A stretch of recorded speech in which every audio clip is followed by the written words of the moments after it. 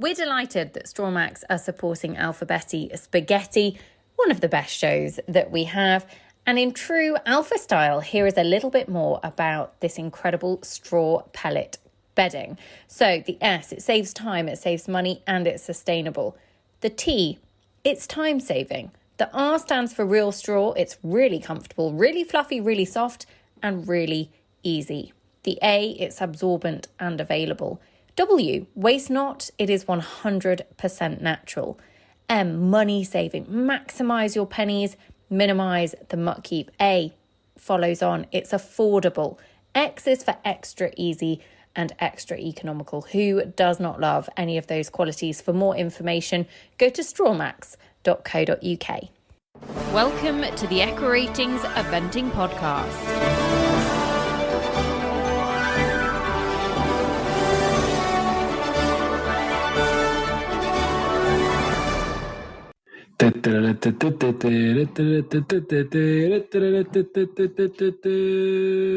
Alphabetti Spaghetti, the letter T. And guess who I have? I've got Spike, I've got Katrin, I've got Nicole Brown, and I've got the best straw pellet bedding company in the world, Strawmax. They're the sponsors, and they are great. They made Alphabetti happen until the end of the year. Well done, Strawmax. Well done, Spike. Well done, Nicole. Well done, Katrin. Let's get straight into this, lads. The letter T. No messing around tonight. Travel. What's the best mode of of transport that you can think of? A bike, a car, walking, a boat.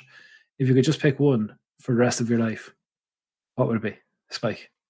Yeah, I'm quite a bit car mad, so it's very easy, that one car. And I love my new truck. I've got my new truck for my new business, my big black Amarok. With my drawers in the back and my battery and my plugs. Love it. I feel like a farrier. It's like that. I feel like somewhere between a farrier and a farmer, but with me big black shiny truck. So yeah, car. I love that. A truck. Yeah. A truck. What About you? I'd say Nicole Brown is a lady for a truck. Oh yes, like a truck. Oliver takes his trucks very seriously. He's a firm Toyota Hilux fan. And I personally, in terms of mode of transport, I really like driving. I enjoy driving. So I love cars in so much as that would be my everyday mode of transport. I'm not good. If you put me on like a tube in London, you'd lose me for a good while. Like I wouldn't be terribly savvy with making it out. I would love to watch you in London, Nicole. Can we all go to London one day? It'd be so funny. That's actually not funny at all. Remember the time I told you about Uber? Nearly blew your mind. Yes, it totally blew my mind. I did not know what Uber was until Dee said, "Oh, let's order an Uber," and I was like, "Oh, what now?" And then there was a time last year when Dee and I actually met in London to do a fancy recording, which never went out. Listeners, and I'm not going to breaks my heart slightly. But it's the biggest recording we've ever done. Send in your guesses onto the Flick group. It's the biggest recording we've ever done. And it's not just gone sits there in the universe somewhere of unreleased content. I know it might at some point soon, but I wouldn't hold your breath. Yeah, we'll see. But anyway, we went to London and we met and we did our recording and everything else, which I was very nervous about. And then we were getting the tube back, and you had to get on a different tube to me, because you were going back to the airport, and you literally deposited me at the tube station, shoved me through the doors into the tube, and we're like, I feel like I've done my duty now. She's on her way. I've just got this image of Nicola at the bottom of the stairs going, do I go westbound or do I go eastbound? Where am I going? That would blow her mind. But the worst, you're on the circle line, it just goes round and round. The worst part of it all, Spike, I have that image burned onto my memory as well. And I remember it was actually such a big interview that Nicole, we actually bought quite fancy remote recording equipment. We bought a whole sound system, didn't we? It was it's basically it's the size of a house, and it opens up and it's got it's a mixer, essentially, a mixer with loads of mics and all that kind of stuff. But we needed to get it right. So we brought all this stuff. But I was flying over from Ireland, so I couldn't obviously take the mixer. but it's a hefty old piece of kit. And all I remember is Nicole like with basically like a massive mixer and like a huge, massive, heavy bag, just like heading off down the lane to whatever westbound, and I was going eastbound, and like just kind of half lifting, half dragging this huge black bag. Did you carry it in like in a red spotted handkerchief with over her shoulder, just like Stuart Little? To be fair, there was nothing. A handkerchief wouldn't carry this thing, Spike. It's like 4 suitcases together at the same time. It's quite impressive, but I did get it there. I lugged it there, and I sort of was like, it's quite heavy. And Dee, when we met, he was like, "Oh, do you want me to carry it for you?" And I was like, "Do you know what? Actually, that'd be great, but it is really heavy." And he was like, "No, it'll be fine." About 10 paces down the road, he was like, "Geez, this is really heavy." I also have no doubt that Nicole is more capable of carrying heavy equipment than Dee. Yeah, absolutely. No, so I'm only a city slicker. Nicole's carting stuff around all the time. Yeah, it was an experience. Nicole, you are a lady for trucks. Catherine Austin, welcome to the show, and tell me what your favourite mode of transport is. Well, clearly a helicopter. I mean, yes. Can you imagine? Instead of sitting, not instead of sitting in traffic of Badminton, because I never do that. I have to get there so incredibly early, otherwise I'll be too irritated by sitting in traffic. Imagine just swooping in your helicopter, swooping out again. That's the dream. I actually really like driving, and I'd really like a really nice car, but I've never had one. But, one day. Have you been in a helicopter, Catherine? Yeah, and I love it. It's really cool. I've only been once, but I sound quite blasé about it. Thomas the Tank Engine. Who's your favourite character? Anybody? Can you contribute to that? I believe I haven't gotten into it yet, but there's a bad enough fella in it, isn't there? Percy, is that the bad fella? I don't really remember anything about Thomas the Tank Engine. So Percy was Thomas's little mate, his green mate, and he would get himself into naughty situations, wouldn't he? Percy's the best. Slightly biased because that's the name of my son. But yeah. All right, yeah, I can't answer that at the moment. I'm not sure anyone can, but we'll come back to it because I know that is actually a very good question. There's once you get into Thomas, I think you get really into Thomas, if that makes sense. I feel bad because I actually watched Thomas the Tank Engine with my son. I thought you did, yeah. And I'm being brutally honest. Now we're having a conversation about it. I've not the foggiest. Wasn't Ringo Starr the voice to the voiceover in the original Thomas the Tank Engine? Yes, he was. Oh no, he did the Children in Need medley. I'm just Wikipediaing it. I had a little Google. He was the first narrator, Spike. You're dead. Oh, okay. You're dead right. Okay. I'll pay more attention tomorrow when I sit down and watch it. There's probably some less good version of it now, like a modern version. No, I think it's still very good, I believe. I've heard actually a lot of my friends said it's actually good when you get into it, like the Fat Controller and all the boys are still in it. And it's quite complex. All the boys are still in it. Oh, it's actually still going, go on the lads.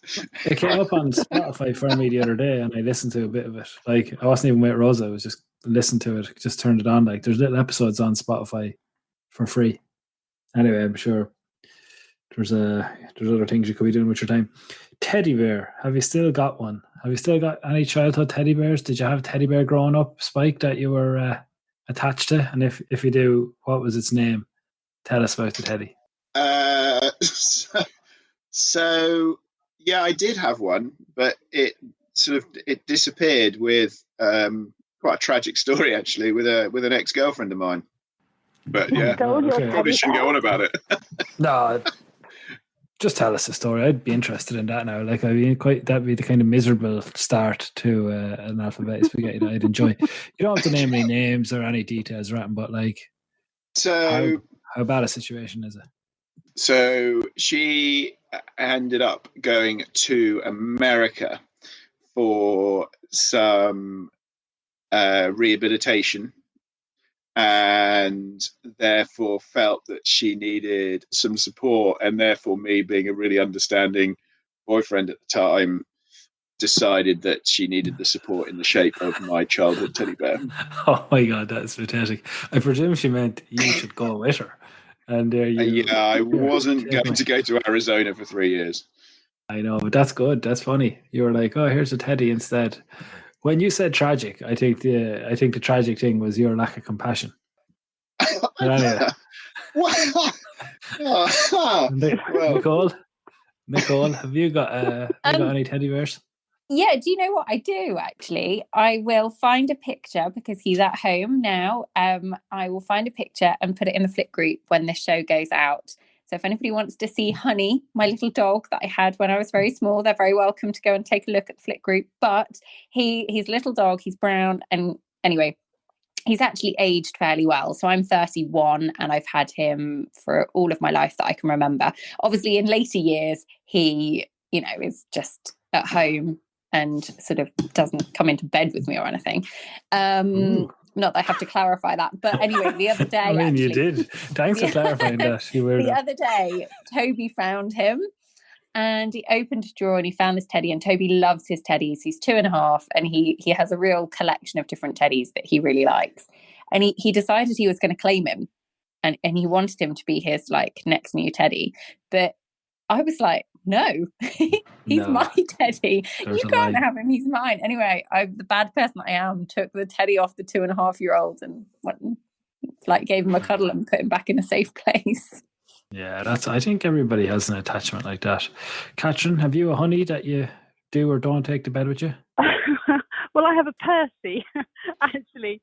So my grandfather gave me a sort of stuffed toy dog the day I was born, and yeah, he's still around. He's called Percy. He doesn't really look like a dog anymore, and he's been repaired quite a lot over the years and has been through the washing machine and had various unfortunate things happen to him, but he's still around. I could make you all feel sorry for me by saying he is the only man that shares my bed, but he doesn't actually share my bed. That would be a lie. That would be a lie. I mean, that's taking this conversation to a whole different level. Well, it started quite badly, so it can finish badly. What's the name of the fella in Arizona, Spike? What, the name of the... Sorry. The teddy. Wow. I think you just outed me on Alphabetti. What's the name of the teddy? The teddy was called Puppy. I had him and I had him from when I was very, very young, and all I can remember. And there was this one time we went on a family holiday to Spain, and I thought I'd forgotten him, but my parents had packed him. But when he arrived where we were in Spain, I was led to believe that he'd swum all the way to Spain. Unreal. So cute. We had a few bad incidents with my sister. Now, I've talked about my sister before. I don't know if I've talked about her on this show, but she was quite a nervous youth. She was like the kind of at home, sitting beside my ma with her inhalers, that type of kind of wheezy child. And she had a little dog that she was very attached to, very, very attached to. Obviously, we lost the dog, or she lost the dog somewhere on her holidays. And we had a replacement dog lined up that wasn't quite the same. Knickers, have you had to kind of buy double teddies? Yeah, I'm not going to lie. So I was adamant that Toby was not going to have favourite teddies. And so I bought him a collection and sort of rotate them in and out and all the rest of it, blah, blah, blah, blah. Well, the joke is on me because he absolutely does have favourite teddies, and he now has about 5. And I even paid way over the odds for a replacement one. I could tell he has one called, it's actually a monkey, but he calls it Dog.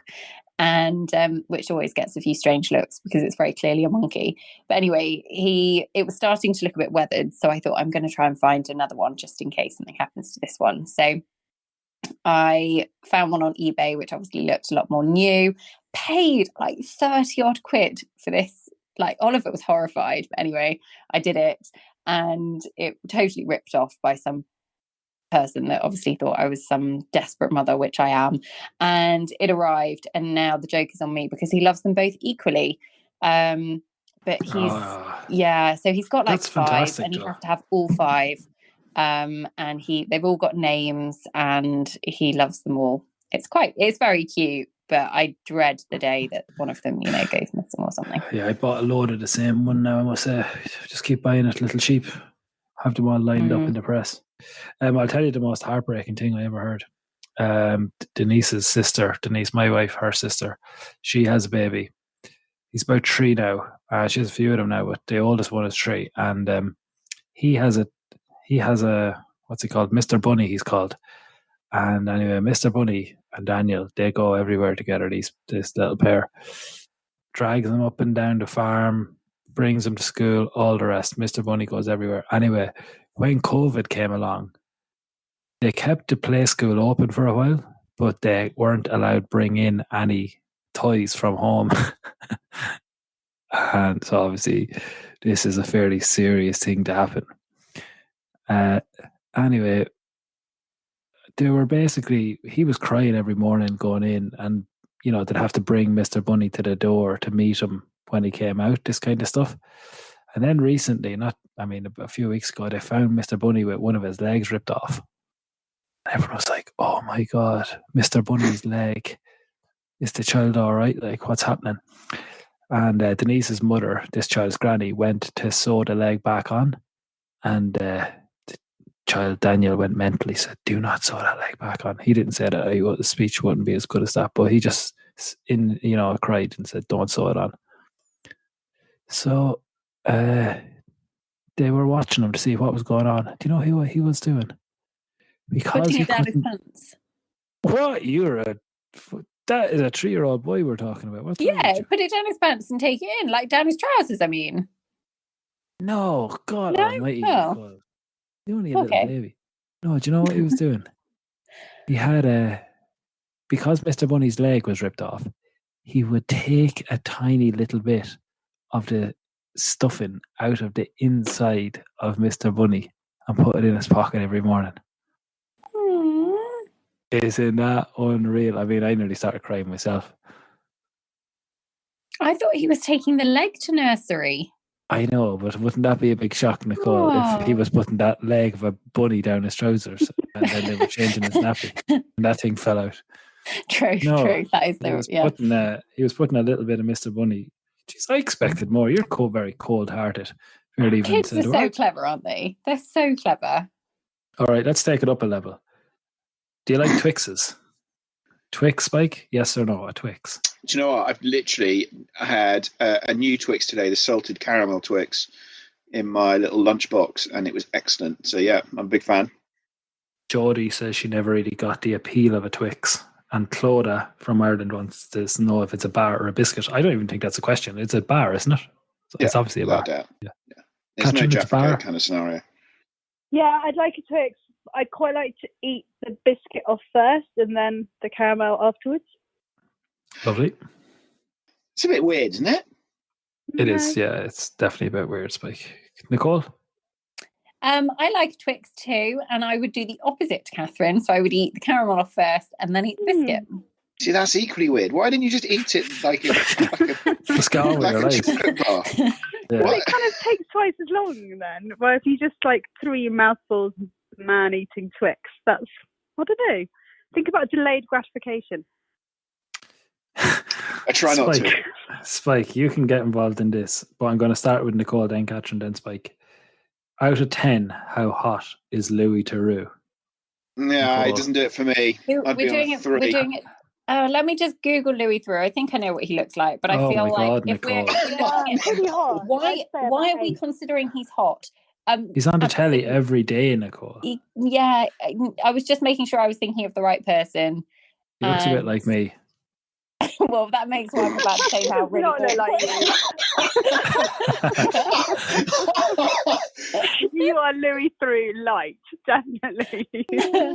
Yeah, I'd be very light. He doesn't dress as well as me, but he has a similar kind of. He wears glasses, I suppose. That's where the height of it. And I would say Louis Theroux doesn't do it for me. So he does do it for 10. me. Definitely my type. Yeah. Is he out of 10, Catherine? 7.5, 8. Oh Jesus, that's high. Who would be a 10 for you, Catherine? Oh, let's not get into that kind of yeah, thing. Jesus. Okay, all right. Come on, Nicole. Fair enough. Understood. On a scale of 1 to Jason Statham, Nicole, where are you putting Louis? Yeah, I mean, he's fine. Don't get me wrong. Just doesn't, really do it for me. I'd like 5. 5, okay. I mean, he doesn't repulse me, but you've made your point. You've made your point. Right. Laura wants to know, you've come home. I want you all to imagine this scenario. You've come home, we've had a few drinks. We've been down to the pub. It's a Sunday evening. You've been down to the pub. No, actually, it's a Sunday night. You've been down to the pub, but everything's closed now. When you get home, you've had a big dinner in the afternoon, but now you've had a few drinks. You've come home. It's late enough. You don't want to make anything. You put 2 slices of toast under the grill, and now you've got lovely toast, quite crispy. What are you going to put on that toast, Spike? What's your toast topping? It's easy. Marmite and cheese. You dirty, dirty man. Go on. Although I wouldn't Marmite do it and on cheese. toast. Any more? Yeah, I wouldn't do it on toast. Literally, the best thing is Scotch pancakes toasted with Marmite and cheese. That it's just the greatest thing ever made. I'll be honest, we don't have that much over here at all. Scotch pancakes. Yeah, you know, like you can get like pre-made pancakes that you get in the supermarket. Nah, they'd probably come over in M&S or something, but nah, that wouldn't be for us over here. And definitely not Marmite, I don't think. I think I speak for everyone in Ireland. We wouldn't be eating that. Anyway, I'm going to have to move on from that, I'm afraid. It makes me feel sick to my stomach just thinking about it. Katrin? I thought you might like it. It's vegetarian, isn't it? Let's not get into that. Nicole will have to edit the whole show again. Exactly. We don't like doing that. Definitely not a Marmite, but proper like toasted cheese, as in like in the Arga with the cheese melted on it. Would you put if your it was butter really on? good bread, like cut from a loaf bread, and it was fresh and really nice and lovely, just toast and butter. I love toast and butter. Toast and butter. I'm with you. Toast and butter. Big Salted big load of butter. Yeah. It's the only Good type quality of butter, bread. Really lovely butter. Don't ruin it by messing about with Marmite or anything like that. I tell you what, I've gotten quite into marmalade at the moment, lads, and it's very good. Oh, yeah. It's the kind of thing you go through phases. Like it was probably 10 years since I'd had marmalade, but underrated. I've never been a marmalade fan. I'm not really a bread person. Yeah, I could get on. I could agree with that. I wouldn't be a spread man myself, but it was a bit of a finding for me, I'll say, the marmalade recently. Good quality bread, good quality butter, marmalade. Right, I know. I enjoyed that, Laura. Well done. Well, do I not get a say on toast? Go on. I'm sorry. Of course you do. Tell me more. I feel like I've not really got much to add to the conversation now. I like toast. Toast would be a proper Achilles heel for me. I love toast, and like it would be a treat. But lemon curd, a good quality lemon curd, is also high up on my list. And I would say, Dee, what you need to invest in one of those things called a toaster. You don't just need to use a grill all the time. Like you could use a toaster; it might make it a bit easier. I'm sorry, Nicole, but when you live in kind of a New York apartment like mine, space is at a premium. So we have very, very limited kitchen utensils. We've barely nothing. My bedroom looks like I've died and gone to heaven. I don't know. Have you ever seen it? It's the most mental thing in the world, this house. No. Denise has the whole thing painted white. The place is painted white. There is not a photo on the wall. We've white bed sheets, white bedside lockers. Serene. We got one of those. The curtains are that lacy white stuff. You can actually see it here behind me on the video. Can you see it? It's this stuff. You see it? You looking at the screen? This is terrible. I'm recording off my phone, so I can't. Spike can see it. It's a lace. It's a white lace curtain, listeners. Anyway, I was talking to one of the SAP team the other day, and they actually commented that I looked like I was in heaven because the sun was coming in from behind me. Your halo was glowing. Did you have the curtains closed? I look like I'm in a Take That video or something, but it's hilarious. You wake up every morning, you're just glad you're not dead. Anyway, sorry, that's an aside. That I'm talking about my kitchen, Nicole, and yeah, we've got nothing in the kitchen. No, we used to have loads of things, but sure, there's not room to swing a cat in this place anymore. I had to get rid of it all. I had to get rid of all the bookshelves and everything. Don't get me started. I'd love a toaster. Oh, that'll be the day. Maureen Yersby. Maureen, Queen of the Flick Group. wants to know, what drink would you choose when you're presenting a toast at a dinner party? I'm going to say, just for the crack, it's a pretty big fancy dinner party. You've met the man or the woman of your dreams, and it's the first time their parents come over, and it's outside and it's 5 o'clock on a July evening, and you're going to have a barbecue, and you've just rung a little bell, and everybody's just come over. Everyone's been called, gathered into the area. You banged the gong for everyone to come in. Yeah, they rang the gong, and now they've said, it's now your time to raise a toast. What have you put into the glasses of your guests? Nicole Brown, I'll start with you. I'm so predictable, because my drink of choice would be champagne every time. And I like to buy it on offer so that I can justify it to myself, that it's not hugely extravagant. But it would just be champagne. Good champagne for a toast. It would go a bit crazy if it's a toast and, it's the gong's gone or the bell's been tinkled or whatever. It'd be a good one. But, champagne, please. Well done. Catherine Austin. I had a flash of inspiration just then. How about Bellinis? Oh, yeah, now you're talking. Bellinis. Because I was going to go down my traditional espresso martini route because, hey-ho. And then you just get everyone annihilated. And if they don't start talking to each other, then they never will do. But for a touch of class, I think the Bellini. A Bellini is a touch of class. Talk me through a Bellini. You can have like a peach Bellini and that kind of stuff, can't you?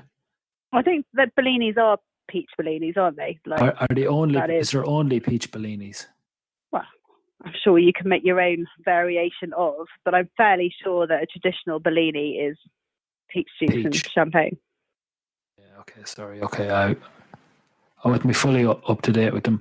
I sometimes, I don't mix them up, but I always think about them when someone says, "Do you want a Bellini?" and you're not looking at the menu, or you don't have the context of whether it's a drink or a starter. I sometimes mix them up with those little flat things that they put smoked salmon on. Raise your taste with a Bellini. Yeah, I can. What are they called? Do you know what they're called? With your They're Bellini. a Bellini. BLNI. But that is literally the most middle class conversation I've ever been involved in, especially one that's on being recorded. Yeah, that's a good point, But Spike. it's a good drinks party. Bellini with your Bellini. Yeah, nice. Yeah, I've never been fully certain on them. You stood there drinking some odd peach flavoured drink, going, "Where's my small pancake?" That's usually cold and a bit funny. Yeah, no, I'm Spike. You know me. Once I could put on a bit of a morning suit, I can hold my own with the best of them.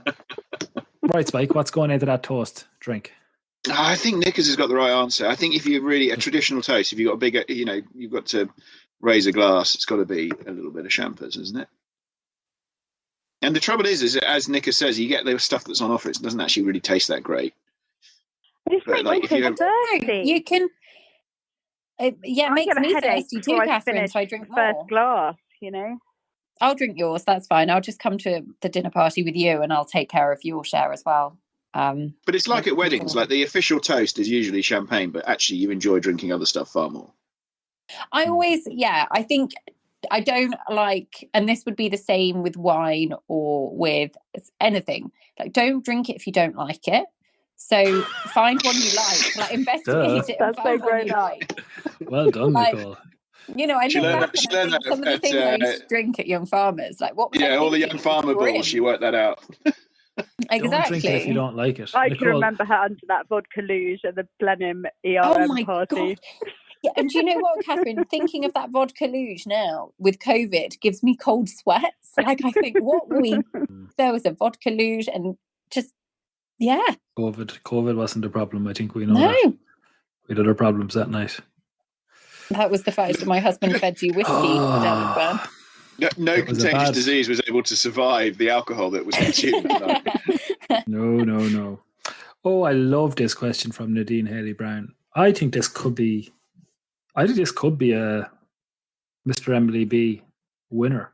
I absolutely love this question. What's better, your teens, your 20s, your 30s, or your 40s? Teens, 20s, 30s, 40s.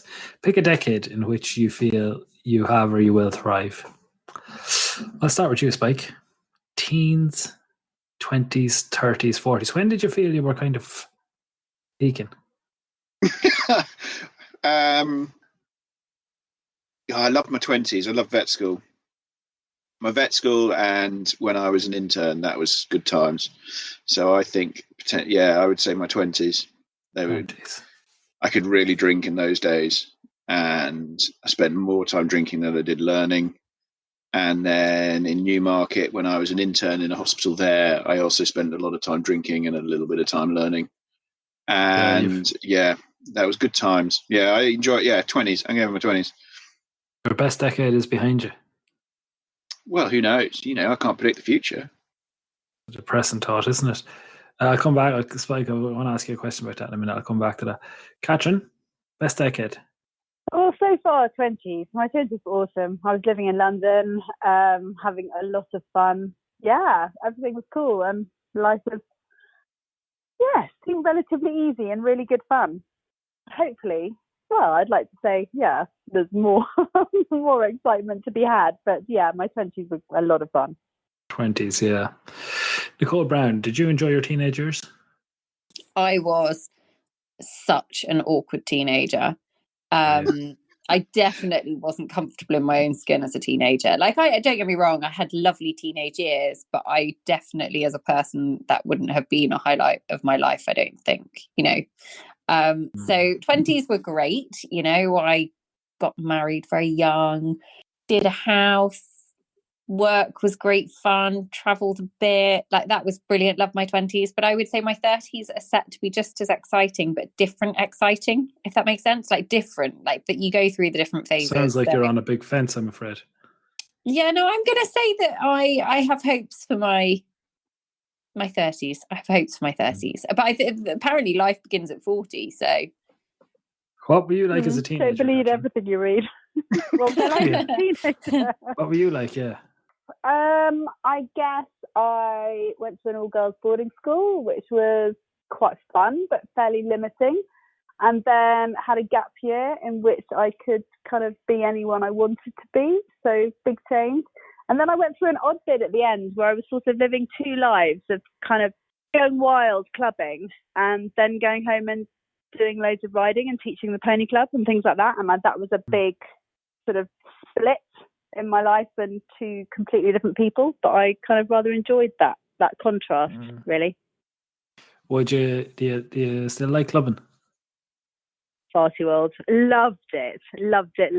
I had a brilliant time, but too old, I think, sadly. I don't think you are in the slightest. Like, would you go for could you do a week in Ibiza if the opportunity arose? I certainly would have done. Now, probably Ibiza. I think the idea of, do you remember what it was like when you were 20 and you saw people my age, our age, whatever, clubbing, and you looked at them and you thought, oh, isn't that sweet? And I don't want people to look at me and go, oh, that's sweet that they still, I'm afraid you're not really in that bracket yet. I mean, that's enjoyable, but I think you're putting yourself into But I have very happy bracket. memories of kind of coming out of clubs as the sun came up and, the sun was already high in the sky. And I'm glad I did it. I don't want to stop doing that kind of thing, to be honest. I think we should. I think that would be, I think, as Nicole says, it would be remiss of us to leave all that part of our life behind. It would do. It would. I think the teens were, I'd be a bit like you, Nicole. I wasn't really awkward in myself. I was a bit too confident in myself, probably in my teens. But very awkward looking back. I think you're meant to despise your former self. I read that recently. You're meant to look back on your past versions of yourself with a level of dislike. I'd say my 30s are my best decade. I kind of feel like I don't really care that much. You kind of now getting to a point. I only expect this to continue to be. I expect my life to get better as the 40s will be better again. Like, you just don't really care that much about what people think or. Yeah, that's definitely true. Like, that's such a relief in your life, isn't it? Like if you told 20-year-old me, or God, 15-year-old me, that you'd actually not care about wearing this top or these old trousers, or like whatever, not getting your hair cut, or listening to whatever you want to listen to. If you actually told that earlier version of yourself, like, none of that will matter. You'll be grand. The most exciting thing, you'll be so excited about the most boring, basic things. Probably wouldn't believe it, but yeah, it does happen. It's great. I must say, I'm enjoying this part of my life now, where I've just kind of given up worrying about life, just knocking around. You learn that if you're brave enough to ask for something that you want, the worst thing that can happen is someone says no. That's it. And that doesn't matter. And correct. We have spent a long time on this call, haven't we? We've only done about 4 questions, lads. Is that correct, Nicole? Have you got a timer on? Oh, God, I'm not in charge, Dee. I mean... Yeah, I'm in charge. I suppose I better get through these. We've got about 100 questions for tea, and I'd say I've only asked about 4. Let's rattle through a few. All right, let's rattle through a few. Trivia. What's the best or most interesting fact you know? I'll start. A cow has 4 stomachs. You're looking at me like... Not particularly interesting, though. Oh, my God, I think that's very interesting. Okay, what about this? Pound for pound, there's more sugar in a lemon than a strawberry. That's more interesting. Okay, I have one. Thank you. Go on, Katrin. Wombats do square poos. No way. Yeah, they do. Nicole, what are you Googling frantically there? Do you want to tell us what you're Googling frantically? I mean, I literally know no random trivia like this. I feel like I'm... What did you put into the internet? What did you write in? I can tell you. Do you want to know what I did? I totally Googled. He knows me so well. I'm not even on video, listeners, and he knows me really well. I Googled simply fun, interesting facts. I mean, I wasn't even imaginative. I can hear silent panicking. Like, you can actually I've got just one sense for you. panic. Here you go. I mean, the first person convicted of speeding was going 8 miles per hour. I mean, this is SHI what's it, this link that I've found. You've chosen poorly there in terms of your Google choice. Yeah. Spike, have you got any interesting facts for me? Yeah, I will go with Liverpool's defence of the Premier League has been the most disappointing in the last 20 years. Southampton's defence of the Premier League. Oh wait, oh yeah, that's never happened. So shut up. Ailish is after putting in a question about a horse, so that's her band, I'm afraid. She said, "What event horse would you like to take into battle?" And she's cleverly snuck it into tea by like saying tank. What event horse would you like to take into battle? Mulry. Mulry's error. Those feet plod on through. Katrin? Yeah, probably the same. You wouldn't knock him over, would you? No, you would not. Spike? So, like, tough horse. What are the toughest? It could be anything. Doesn't matter. Depends on the type of battle. Take Senior Medicott. He kicked him in the face. So, how about, this is a bit left field, but what about, there was a horse called, it's called Comanche. Was it James Robinson's horse? Oh, yeah. That did something like 7 or 8 badmintons. Yeah. And that was a tough horse. So I'll go with that. Comanche. Cool. Good name and as well. James is a good man. Was a equine vet. He worked whilst producing the horse. A very good rider. And yeah, I think his best performance was top 5 one year, maybe top 10. I think he was 4th. Was a good horse. I think he was 4th somewhere. Yeah, I had 4th in my mind as well. I'm not sure, but yeah, definitely he was cracking. Some great questions in here. I don't need you to go down any weird rabbit holes, but if you had to get an eventer's face tattooed on your back and it's the full size of your back, I want you to think it's actually it starts at the top of your back, goes down like kind of onto your bum, kind of like who's that girl? Who's the girl who got the roses on her bum? Ashley Cole's missus. Cheryl. God, it's a long time since Ashley and Cheryl were an item. Cheryl, yeah, I was a big fan of Cheryl. So I want you to imagine her kind of rose tattoo. You remember that one back in the day that caused all the controversy? you've got an eventer's face that goes from your bum all the way to the top of your shoulders. You can pick any eventer you want, but you have to pick an eventer. That's the rules of the game. Is this The way I'm after, answering this. after the tattoo of Avery that made it onto the Flick group? It's just Did you T see for that? tattoo. Yeah, it's Okay. slick. That was a great tattoo. But okay, so you've just someone's face, okay? It's an event rider's face. Shoulders down to the top of your legs. Spike, No one's I'm gonna answering. start with you. Spike, go for it. Just give me a name. Don't mess Well, around. I mean, You it's don't have really to explain nice. it. I finally had the opportunity to come out with this, and I've been holding it inside me for a very long time. But my just undiminished respect there is for this one person that I would just love his face on my back, and that is Sam, Sam isn't it? Watson. Yeah, you're going to pick Sam. Okay, you got yourself out of a hole there. I mean, he is just. I mean, He'd love that. He's just a paradigm of beauty, and to have him on my back would just. I mean, that would just make my life complete. If I'm on a Spike, your back doesn't do Sam's face justice. Because he is a good looking boy. Katrin, I'm not taking no for an answer here. You're just going to have to give me a name and then we can move on with the question. Okay, I'm going to choose Bill Roycroft, the legendary Australian inventor who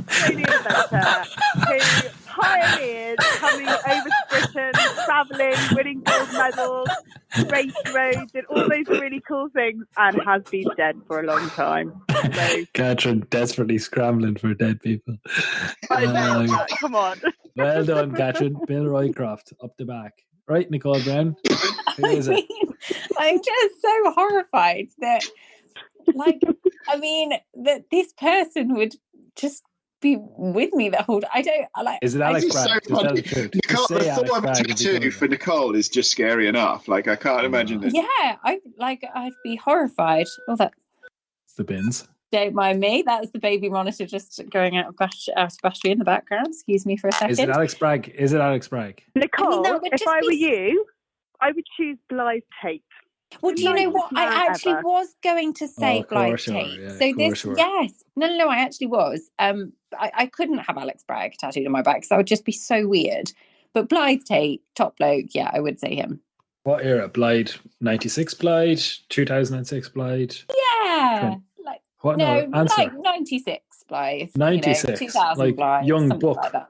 Young buck Blythe. There we go. Oh, that's good. What minute are we in? Let's just snip What this. about you?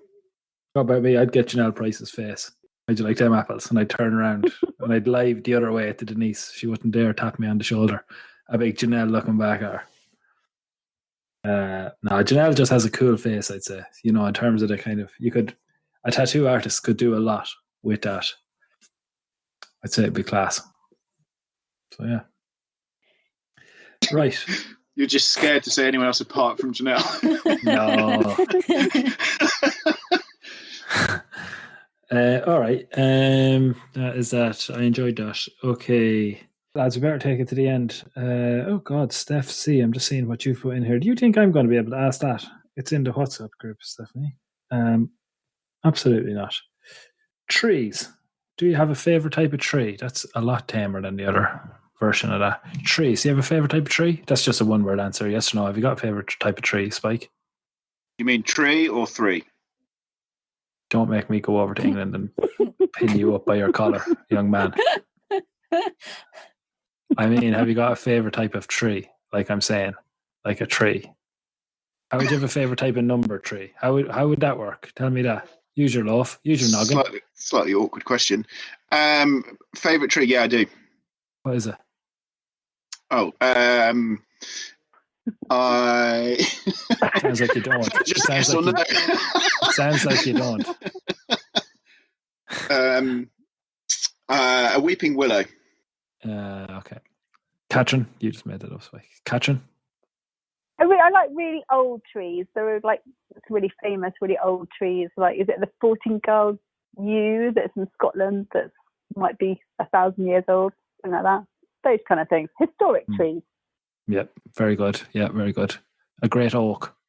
Nicole, you have a fat, big big farm there. Nicole goes out cutting down trees, I'd say, all the time for fireworks. Yeah, I'd say so. Yeah, no, so we actually, for my birthday, my birthday was the end of March, and I got given a tree for my birthday. So I really love cherry blossoms because they always remind me of my dad, who's sadly no longer with us. And so that time of year, I always love looking at all the trees. And I said to Ol in passing a few months ago, I'd really love to plant a cherry blossom tree because this is where we're going to stay now. This is our forever home. And I'd love to think that in years to come, we'll be here for a really long time and it will grow really nice and big. So, and then promptly forgot all about it. Or the funniest thing was when I told Ol this, I was like, oh, I love a cherry blossom tree. It really reminds me of Dad. And at that exact moment, Toby took it upon himself and just went, ha, ha, ha, ha, ha. And I was like, okay, well, that was a bit harsh, but, laughing over the dead dad. But anyway, long story short, Ol bought me a tree for my birthday and planted it. And it's quite, he likes, obviously, trees and stuff. And he bought me quite a big tree, like a big cherry blossom tree. And it's already planted and it's already in blossom. It's some Japanese one. I don't know the real name, but it's beautiful. I love that. Well done. That really rescued a tree story. Well done. Yeah. All right. Deborah has thrown in a load here, which she always does. So at the end, I'm just going to fly through these. This is the end of Alphabetti Spaghetti this week. Oh, one thing before I go. I don't really get this because it wouldn't bother me too much, but I suppose the horsey people, the smell of a tack shop and a love heart. Would that be fair? The smell of a tack shop? Blank face from Spike. Can't see the two girls' faces. Yeah, I mean, I like the smell of a tack shop. I love the smell of real leather, like that good leather smell. Like if you don't pick up a bit of leather, and easy. There's nothing wrong. Like Catherine Austin, easy, Catherine Austin. Okay. We're talking about shops, Nicole. You really got a little bit too excited there about real leather. Real leather. I love the smell of real leather. Weirdo. Oh, God, Nicole. You're able to really go. I mean, you're really able to go from 0 to 60 there. To talk with cherry blossom trees and quite an emotional story to quite excitedly talking about the smell of real leather. I really laugh because she is the nicest, sweetest, most innocent person we know. So that's it. And you had right. Builder's tea. This is from Deborah. Builder's tea, Earl Grey, or like the kind of teas you put lemon, just like lemon and gooseberry tea or whatever. That stuff. Do you like tea? I don't drink tea. I ate tea leaves once as a child and I never drank tea again. I love tea. I went to Sri Lanka in 2019. I think it was then, before all this, and went to like the tea plantations and love a bit of tea. Really good. But Builder's tea, none of this fancy Earl Grey. What tea? Yorkshire tea? I like Yorkshire tea, actually. That is what I drink. Have you ever had Barry's tea? There's only one good type of tea. Barry's tea is the type of tea. If you haven't had it over in England, I'll send you over some. If anybody sends me their address. I tell you what is a really good tea. I'll send you Barry's tea. Bell tea, the Kiwi tea. Well, I've never tried that tea. Bell tea is very nice. To be honest, I honestly don't think it could be as good as Barry's tea. So we drink Yorkshire tea and buy it like basically sacks because we drink ridiculous amounts of tea. No word of a lie. You can buy them off Amazon Prime. You get like 1,200 tea bags in a bag or something. It's brilliant. But anyway, whenever I come over to Ireland, I always buy Barry's tea to bring home for Oliver because tea. We are fueled by tea in this house. I'm all about coffee, not tea. Coffee, yeah. I'd be the same now. I've talked to you before about my fancy coffee maker, haven't I? God, it's unreal. Decent coffee is on the life's great things. Maureen's on here wrecking this thread by asking quite a lot of questions about swiping right on Tinder. She's having her own conversation here about all the different event writers she's swiping right on. Maureen, you're a queen. Okay, that's the end. Who would she swipe right on? Who's her top pick? Oh, there's loads of them here. Millions of them. He's only swiping right. I don't think Maureen's swiping left. Chicken tikka masala or tandoori? I need a bit of sauce in life. A bit dry otherwise. All right. That's from Nicole. Manages to make every question filthy.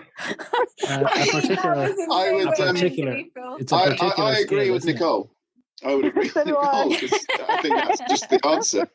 It's just the way she says it, isn't it? It's always. It's just the answer. I'm not trying to make it filthy. I know. It's just you do it in such a funny little way. Last question, then. Okay, this is the actual last question.